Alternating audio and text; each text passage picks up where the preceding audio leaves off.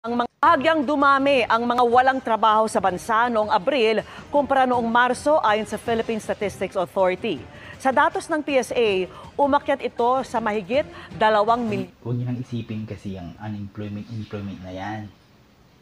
Ang dami namang ayuda dyan eh. Bakit ba pinasasakit yung pa yung ulo niya sa mga survey statistics na yan na maraming unemployed dito sa Pilipinas?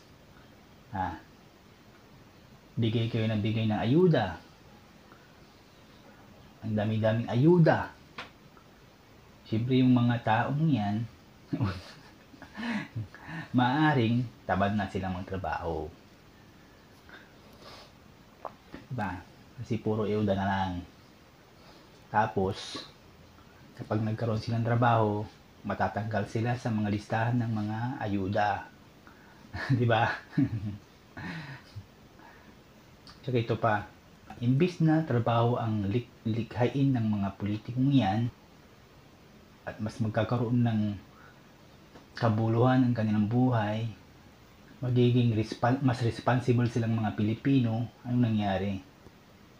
Binibigyan nyo ng ayuda, puro ayuda, walang trabaho. Huwag na kayong magtataka kung puro maraming unemployed sa Pilipinas dahil sa mga ayuda.